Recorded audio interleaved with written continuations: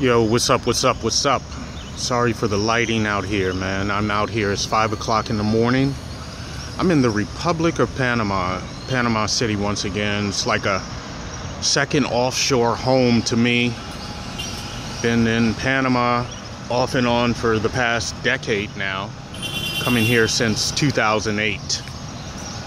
So anyway, man, just wanted to do a quick video. I was just having a thought here. I was just saying something. I know this has nothing to do with Panama, but I was just saying, you know, what is all this hype about the Earth today and where we're at? There's a statue. I'm right by the public registry office in Panama. But you know, all this stuff about Elon Musk. And there's something particular about Elon Musk that I didn't understand with all these flat Earth theorists. First of all, we want to talk about a flat Earth, first of all. I mean, I'm here in Panama next to the equator because the equator runs right through below us, like through Ecuador and Quito. That's where the equator, so we're just right north of that. Ecuador is below us. You have Colombia, and then Ecuador sits over to the west a little bit. But anyway, quick story. Elon Musk, okay, about this flat Earth theory, how this all connects. And I'm sitting here and I'm looking at the curvature. The curvature of the Earth looks a bit different down here in Panama. You can't really notice it. Like I said, it's 5 o'clock in the morning. Sun comes up at 6. It sets at 6. You're right on the equator. You get 2 months, or excuse me, not 2 months, 12 months, 12 hours. Sorry, you get 12 hours of daylight next to the equator. 12 hours of daylight, 12 hours of darkness, so from 6 to 6 all year round. It pretty much never changes down here being next to the equator.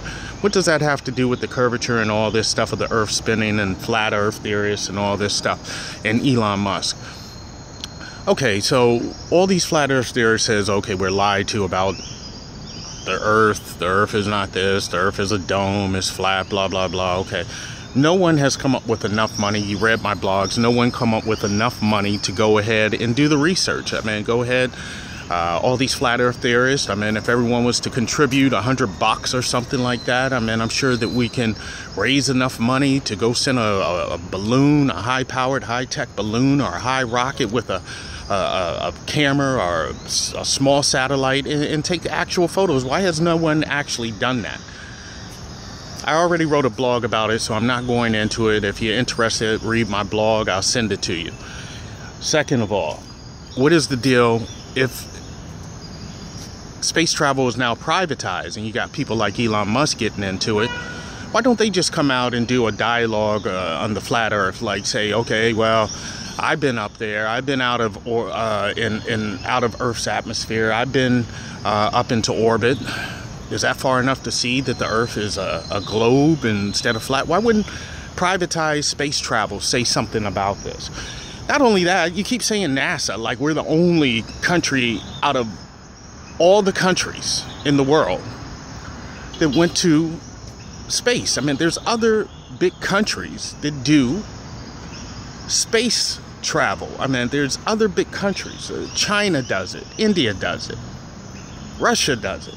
Why wouldn't they come out? I mean, Canada, we're not like the only country, like this NASA, like this is the defined source. Other countries explore space. Why haven't they come out with this flat Earth theory?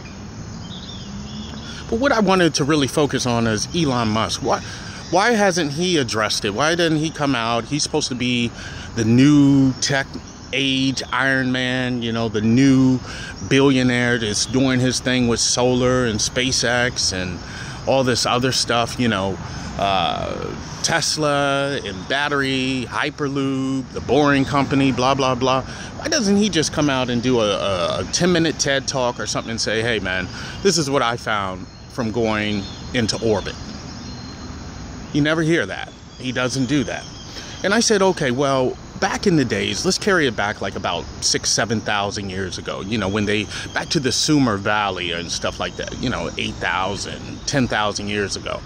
You got to figure when people had technology, even back then, technology was considered irrigation and agriculture and all these other things. This is the type of stuff that technology consisted of, science of writing and building. This is why people built pyramids and did agriculture.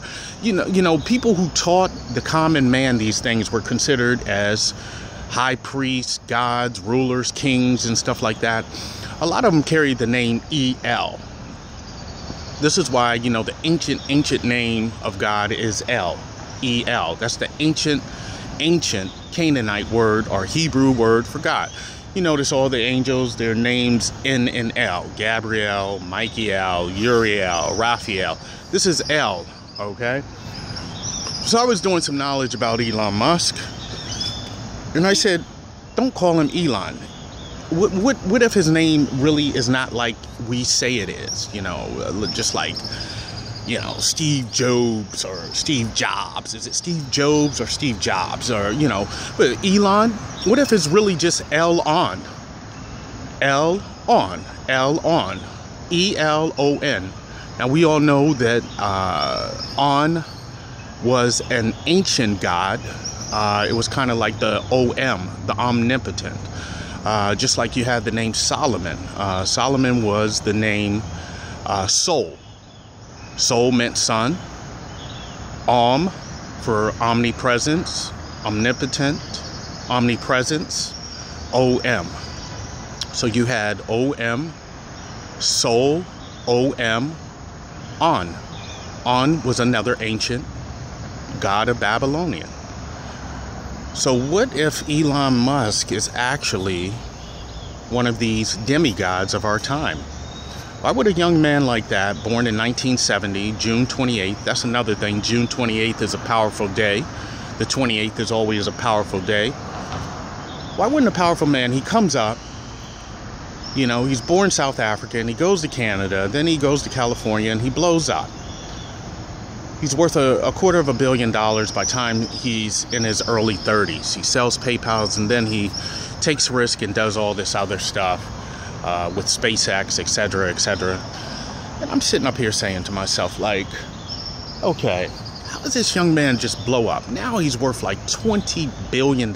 He's got all sorts of funding from the government. He's using NASA equipment. He's doing this. He's doing that. You know, he's like our new Tony Stark's Iron Man, like they said. And I admire Elon Musk. I'm not hating on him. I mean, I've learned a lot from this guy. I study him all the time. Anything he puts out new, I'm on it. Hyperloop, I'm on it. The Boring Company, I'm on it. Tesla, I was all over it. You know? So anyway, I've been trying to get up with them since they were doing their things with the Rocketeers back in 2008. You know? With his stuff with Sir Richard Branson. But why is this guy known as he is Elon? He's probably actually El-On, the god On, which is not the god. We're not talking about the god of the universe, but many demigods come here and show people a new way. This is how Osiris, Dmunzi, all these ancient gods, Enlil, Enki, Melchizedek, all these archangels, Michael, Raphael, Gabriel, they come and show us a new way, whether at that time is architecture, writing, irrigation, agriculture, building. Now we're in the age of technology. We're above the industrial age. Now we're in the age of technology.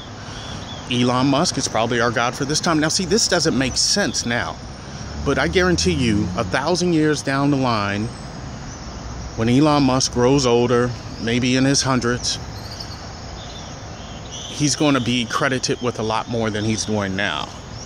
Revolutionary breakthroughs, science, technology, space travel, all this stuff, solar power, transportation, clean energy, battery technology.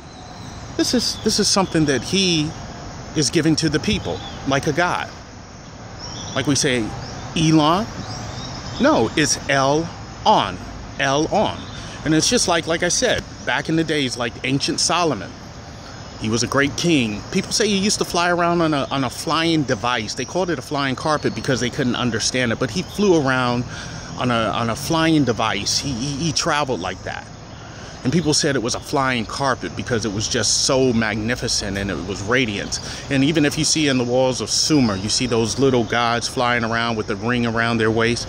This is the same thing, you know? Solomon, Sol, An. 3 deities in one. The deity Sol, the deity the deity An. Elon Musk is a demigod for the planet Earth. He was given this technology. He was given certain leeway. He was given certain open doors by governments to do his technology because the gods, higher gods, probably saw favor in him. Just something to think about. Check it. Peace.